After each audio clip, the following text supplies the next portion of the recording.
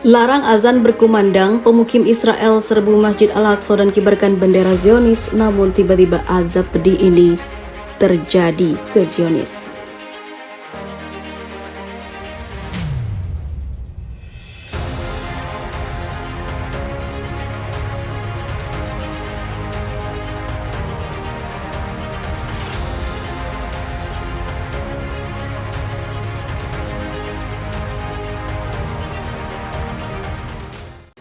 Ratusan pemukim Israel menyerbu kompleks Masjid Al-Aqsa pada hari Kamis sambil mengibarkan bendera. Pemukim Israel menyerbu Al-Aqsa dengan perlindungan atau pengawalan pasukan keamanan Israel. Aksi itu dilakukan untuk menandai hari kemerdekaannya.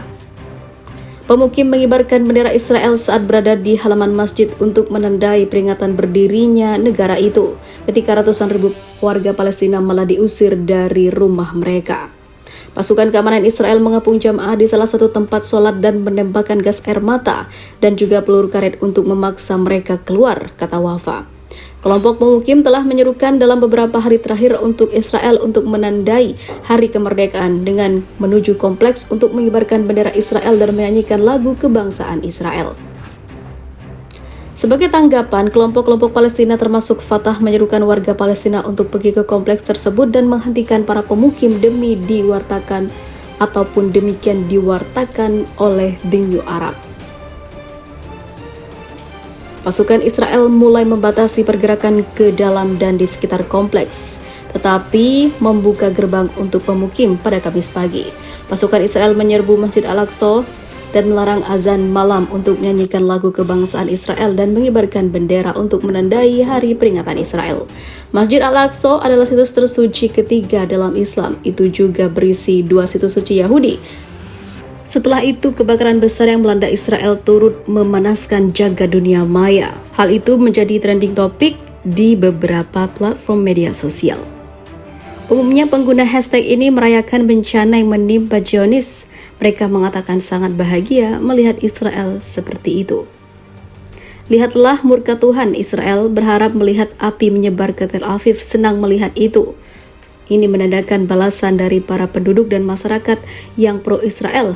Salah satu balasan cuitan datang dari Ofir Gendelman.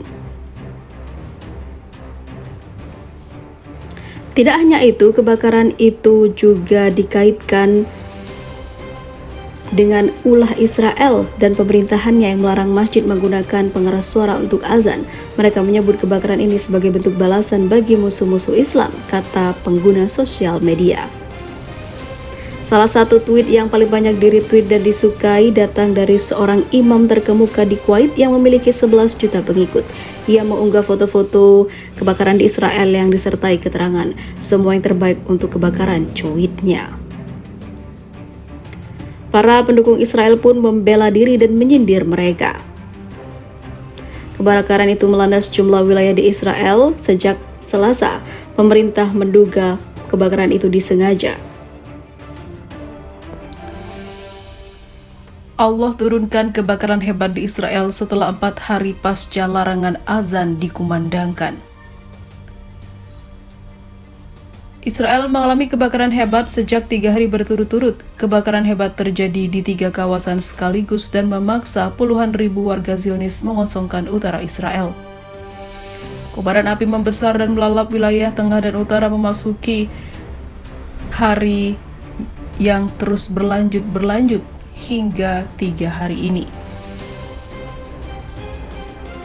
Api mulanya menyebar dari Zikron Yaakov dekat dengan hutan Carmel di wilayah utara Israel. Akibat tiupan angin kencang mengakibatkan api makin membesar dan juga kobaran api makin membara di mana-mana dan makin susah dijinakan. Kebakaran juga meliputi wilayah perbukitan Yerusalem dekat dengan Zikron Yaakov, menyebabkan banyak rumah dilaporkan ludes oleh lahapan api.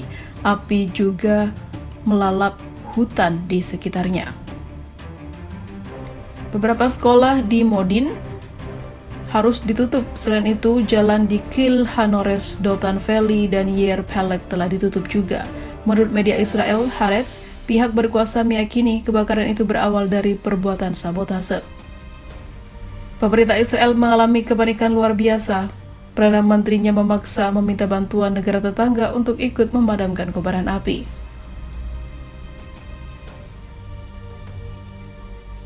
Sebelumnya, kejadian itu juga pernah terjadi 6 tahun lalu, di mana kebakaran hutan Gunung Karmel yang saat ikut menghabisi 44 orang. Yang menarik, kebakaran terjadi setelah 4 hari negara penjajah itu menerapkan larangan pengeras suara dan melarang azan berkumandang.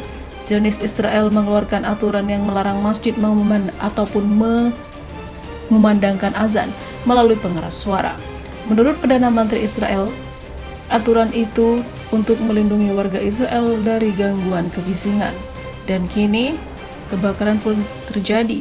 Apakah ada hubungannya? Atau apakah ini relevan?